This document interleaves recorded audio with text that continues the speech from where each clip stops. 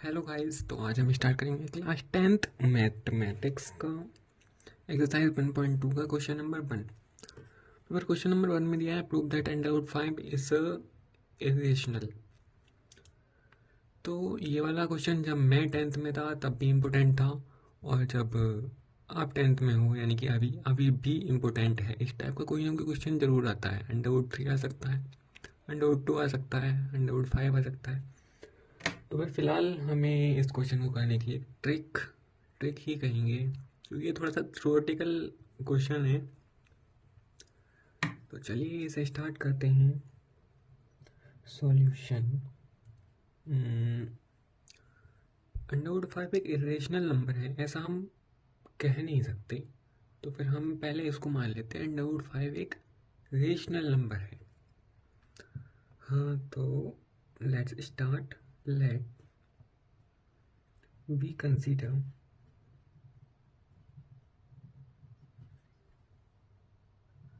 that under root 5 is a rational number. Okay, so अगर ये rational number है तो फिर ये पी बाई क्यू के रूप में होगा, यानी कि एक परिमेय संख्या होगी। So therefore we can find two integers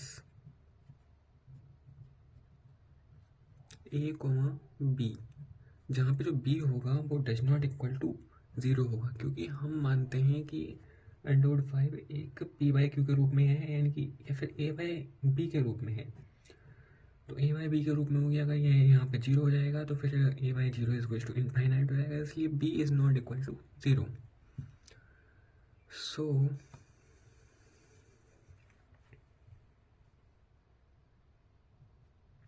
let A and B have a common factor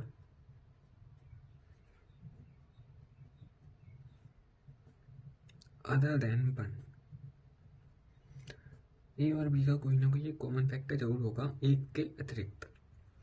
ठीक है, then we can divide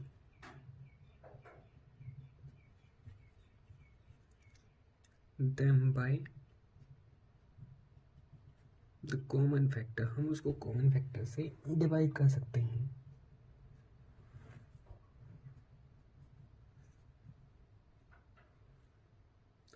and assume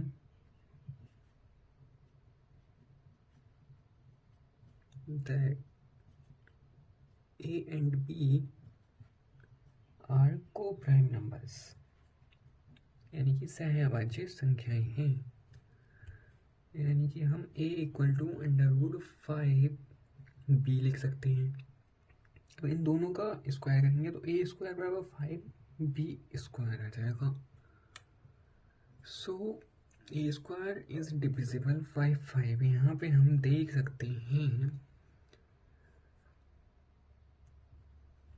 इसीलिए यहाँ पर हम लिखेंगे therefore A square is divisible by 5 and it can be said that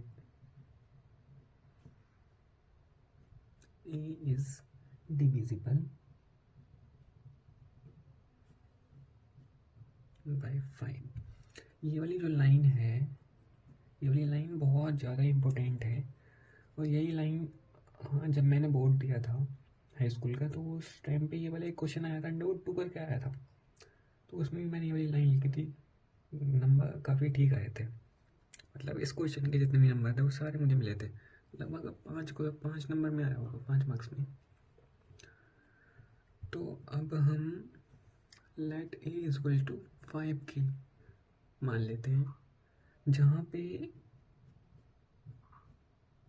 के is integer, एक integer के फॉर्म में मानेंगे। तो फिर यहाँ पे 5 के का whole square is equal to 5 b square.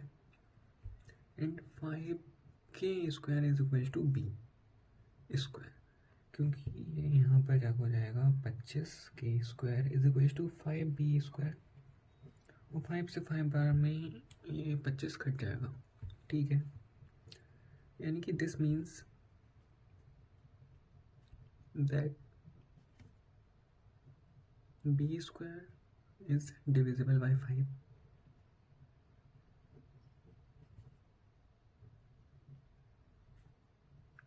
and hence b also is divisible by 5, है ना। अगर यहाँ पे b² डिविजिबल बाय 5 है तो फिर यहाँ पे b भी डिविजिबल बाय 5 होगा। ये कंडीशन बिल्कुल इसकी तरह है, सेम टू सेम, मगर इसको समझने की जरूरत है, एग्जाम टाइम में दिमाग से निकल जाता है, हाँ पता है, मैं मानता हूँ।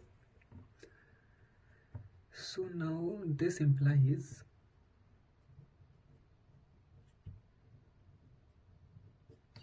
that a and b have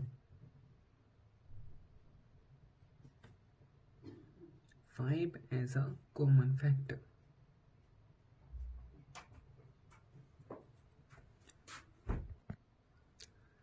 है ना। तो अगर 5 एक कॉमन फैक्टर है देन एंड दिस इज ऐसा हो ही नहीं सकता है, this is contradiction to the fact that a and b are co-prime। यानी कि अगर 5 दोनों का एक कॉमन फैक्टर है तो फिर ये इस सिचुएशन को गलत साबित करता है कि a और b को प्राइम है, इसीलिए so we can say that √5 is not a rational number। ये वाला क्वेश्चन बहुत इम्पोर्टेंट है, यहाँ पे इम्पोर्टेंट हम लिख सकते हैं इसको एग्जाम पर्पज से। अगर ये बोर्ड के एग्ज़ाम में नहीं भी मिला तो हाफ अर्ली या फिर प्री बोर्ड में आपको ज़रूर देखने को मिलेगा और आपको जीत हासिल दिलाएगा, यानी कि मार्क्स दिलाएगा। तो इस क्वेश्चन को जरा गौर फरमाइएगा। चलिए मिलते हैं नेक्स्ट वीडियो में, तब तक के लिए थैंक यू। अगर आपको ये वाला क्वेश्चन अच्छा लगा हो तो प्लीज़ लाइक शेयर और सब्सक्राइब कीजिएगा, और कोई भी अगर डाउट हुआ करे तो प्लीज़ पूछ लिया करिए कमेंट सेक्शन में, वो आपके लिए हमेशा खुला हुआ है। ठीक है, थैंक यू गाइस।